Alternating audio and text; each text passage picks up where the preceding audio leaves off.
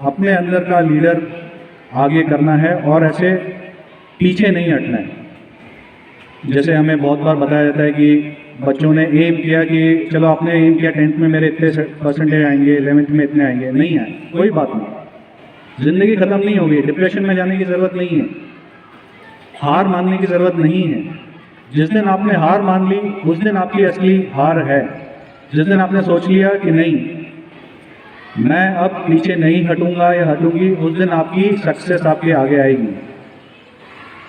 Okay, so like I said when I जो आपके principal ने बताया, I have studied from the Delhi college, I was in boarding and in my all my classmates, they are from affluent families, they are getting into business and everything, but I was the one who always thought that I'll be joining the armed forces, I'll join Air Force। जब मैंने finally अपना NDA का exam clear करके NDA में मैं select हुआ, that is national Defence academy, तो मैं घर आया बड़ा खुश था।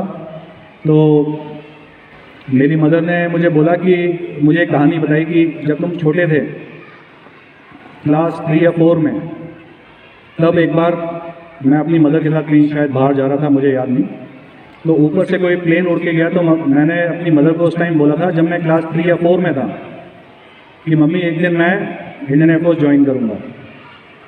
तो उस दिन जब मेरी मदर ने मुझे बताया कि तुम्हारे अंदर बचपन से ये तुम्हारे अंदर जुनून था या तुम्हारा शौक था कि तुम करोगे air force join and finally you are joining air force, so I want to tell you that all the students, you have to aim higher and you have to aim when you are young। वो passion, वो अपने अंदर का जो जुनून है कि मुझे ये करके दिखाना है, वो आप आज 11th 12th में आके नहीं सोचना है, वो कम से कम 9 10 तक फाइनल करना है। ठीक है कि साइंस लेना है, कॉमर्स लेना है, अगर आपको पायलट बनना है तो साइंस लेना आपको ज़रूरी है, और आपने कॉमर्स ले लिया फिर आप बोलोगे कॉलेज में आके कि मुझे पायलट बनना है, नहीं बन सकते, कोई क्वालिफिकेशन ही नहीं है। तो इसलिए अपनी ज़िंदगी के जो भी एम्स हैं you have to finalise by class 9 और 10। ओके, जब हम नेशनल डिफेंस एकेडमी हमने ज्वाइन करी, वहाँ पे बहुत फिजिकली टफ एकेडमी है, उसकी जो रेटिंग है among the world, it is one of the most difficult training for that age group, जो कॉलेज के एज ग्रुप के बच्चे आते हैं। सो एनडीए में सिर्फ एक चीज़ जो हम सबको सिखाई थी वो ये थी कि there is no limit to human endurance. मतलब कि एक इंसान की काबिलियत उसके सिर्फ दिमाग से है। अगर जिस दिन आपने दिमाग से सोच लिया कि हाँ अब मुझसे नहीं होगा, उस दिन आपसे नहीं होगा। जिस दिन आपने सोच लिया कि नहीं मैं हार नहीं मानूंगा, मैं नहीं हार मानूंगी, उस दिन आपकी सक्सेस आपके आगे ज़रूर आएगी। ठीक है, it doesn't matter how hard you fall, what matters is how hard you rise thereafter. Okay, NDA से हमको एक और बहुत ही अच्छी सीख मिली थी कि छोटी छोटी चीज़ें, छोटे छोटे कदम बहुत ज़्यादा ज़रूरी हैं। हमें सुबह हम 3-4 बजे हमें उठा दिया जाता था, हमारी फिजिकल ट्रेनिंग होती थी, और हमें ये ज़रूर बोला जाता था कि अपना बेड, अपना रूम आप बिल्कुल टिप टॉप कंडीशन में रख के ही छोड़ोगे। तो उस टाइम शुरू में मुझे लगता था कि यार जाना है, भागना है, काम करना है, कौन बेड बनाए अपना, कौन रूम को अरेंज करे। लेकिन उसकी इंपॉर्टेंस मुझे कैसे पता चली कि जब रात को वापस आप थके हारे अपने कमरे में आए और आपके सामने एक बढ़िया सा तैयार बेड मिलता था, तो आपके दिमाग में एक बहुत ही अच्छा सुकून उससे मिलता था देख के। छोटी छोटी चीज़ें, छोटे छोटे कदम आपकी ज़िंदगी में आपको बहुत बड़ा मोरल बूस्ट कर सकती हैं। और एक डिसिप्लिन वे में you have to work, you have to take steps, make your plan, make your program and then start working towards it. Okay, thereafter in my life I became a helicopter pilot. I have done what was covered, a lot of rescue operations. चीज़ें अगर आपको लगता है कि 10th board बहुत ज़्यादा difficult है या 12th बोर्ड बहुत ज़्यादा डिफ़िकल्ट है, then you will be surprise जब आप अपनी कॉलेज लाइफ के बाद असली ज़िंदगी में आगे स्टेप करोगे। ये मुश्किलें को पहाड़ बढ़ता ही रहता है, ऊंचा होते जाता है। मुझे लगा एनडीए में हो गया, I am very happy. Then I came to Air Force Academy. Every 1 week there was an exam for flying or ground subjects. You had to study, you had to put in more. Then I became a pilot. I joined the helicopter unit. I was given rescue missions. Rescue missions is not saving lives, is not like what doctors do. कि AC environment में बैठ के operation कर रहे हैं और अगर operation गलत हो गया तो कोई बात नहीं। रेस्क्यू ऑपरेशन में आप अपनी खुद की, अपने क्रू की, अपने हेलीकॉप्टर की जान अपनी उसका जोखिम में लेके आप जाके रेस्क्यू मिशंस करते हैं। हाई ऑल्टीट्यूड एरिया, बर्फ गिरी हुई है, पत्थर गिरे हुए हैं, बारिश हो रही है, मुश्किलें आपकी बढ़ती ही रहेंगी। बट जो चीज़ हमें एनडीए में सिखाई थी, that never give up, that is the thing that I learn and I carried forward with me till date. जो मेरे इंट्रोडक्शन में कवर किया था, 2017 एक साइक्लोन आया था okay in South India. Because of that cyclone almost 2000 fisherman जो वहाँ फिशिंग करने गए थे वो बह गए। उनकी बोट्स जो छोटी छोटी थी वो साइक्लोन में इधर उधर पलट गए। उस टाइम मैं दिल्ली में था। Then I was told by my CEO to go back to the unit which was in Coimbatore and we had 2 helicopters there. तो मैं और मेरे एक साथ एक और हम 2 कैप्टन्स थे। We were told to go back, start the rescue operations, क्योंकि उसमें बहुत सारे दूसरे helicopters, navy was also involve. So I took my crew and we landed in Trivandrum. जब हमने लैंड किया तो उस टाइम वी वर दूसरे भी सारे हेलीकॉप्टर्स आ रखे थे। और जब भी हम ऐसे समुद्र में रेस्क्यू मिशंस के लिए जाते हैं तो हमारे साथ नेवी के डाइवर्स हम ज़रूर कैरी करते हैं, क्योंकि जब आपको किसी को रेस्क्यू करना है पानी में से तो जो सर्वाइवर है उसकी हालत गंभीर हो सकती है, उसमें जान नहीं बची होगी। And it was already 2 to 3 days जब से वो लोग मिसिंग थे।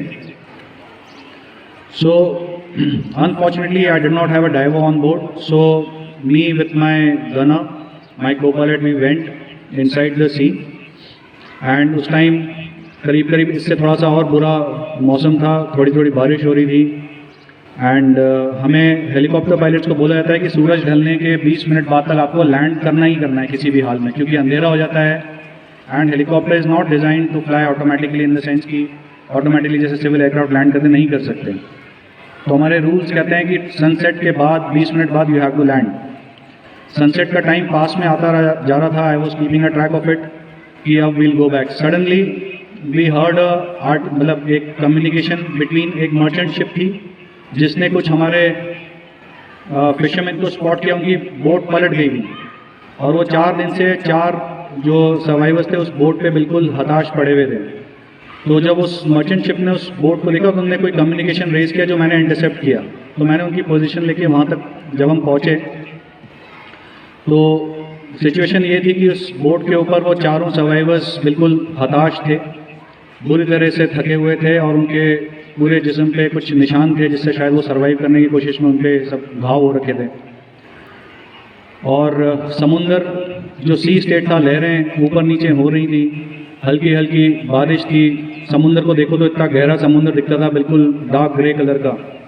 और उसके बीच में एक छोटी सी बोट जिसमें हमारे 4 सर्वाइवर्स।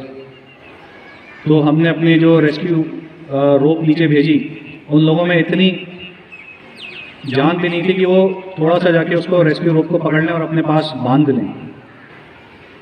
और सनसेट का टाइम पास में आता जाता, मैं करीब 120 किलोमीटर था समुद्र के अंदर। अब हम सोच रहे हैं, जो मेरा को-पायलट था वो मुझे बोलता है, sir we have to go back, we have to land by sunset, we will come tomorrow to save these guys. We were discussing कि नहीं, we can't leave them, should we go back, should we not go back.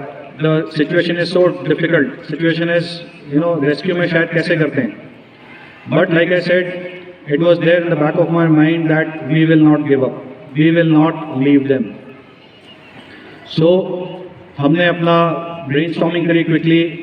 जो उनकी boat थी, जो merchant ship थी, करीब 1-2 kilometre दूर थी। तो हमने अपना हेलीकॉप्टर उस बोट के साइड में आके उसका जो डाउन वॉश होता है उससे उनकी बोट वो मर्चेंट शिप की तरफ हमने धीरे धीरे पुश करनी शुरू करी अपने हेलीकॉप्टर के डाउन वॉश से, जो उसकी हवा नीचे आती है उससे। फाइनली वो बोट मर्चेंट शिप तक पहुंची। मर्चेंट शिप में लोगों ने उनको ट्यूब्स फेंक के ऊपर खींचा। मर्चेंट शिप के ऊपर हमने लैंड करके उनको बिठाया and we came back and we save those passengers जिसके लिए that was covered. So this is a personal example which I wanted to tell all of you that life में challenges 1000 तरीके के मिलेंगे आपको। किस तरह से आप उसको फेस करते हो with your attitude, that is कि हार नहीं माननी है। is what will make you successful. Okay. Lastly, I'd just like to tell all the teachers with one example that all of us know Dr. APJ Abdul Kalam, who was our 13th president. He was a very qualified person. He was a aerospace engineer. He was a scientist. He became the president. He was a teacher.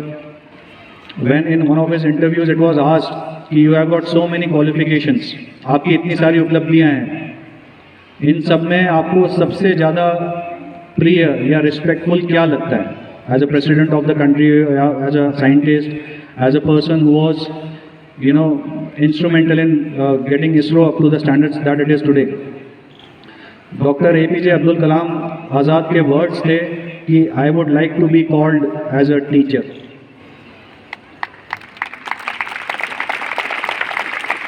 क्योंकि जब वो 10 साल के थे, world war 2 के time पे, उनके जो टीचर थे, जो डेडिकेशन, जो सिंसियरिटी से उनको पढ़ाते थे और उनको ट्रांसफॉर्म किया, उनके अंदर वो इम्प्रेशन था कि मुझे अपने टीचर, अपने गुरु का सम्मान करके ज़िंदगी में कुछ करके दिखाना है. So as teachers, I can't tell you that what impressions you can make on these young minds. You have to set your own example, give them that thing that will get them through to their life. And one day, once the students become successful, they will come back to you. They will tell you, "Ma'am, sir, it is because of you that what we are today." So I would like to say to all the teachers, please continue your good job and keep motivating the students so that they become successful. Okay, with this I have finished. I thank all the staff, all the students of this beautiful school.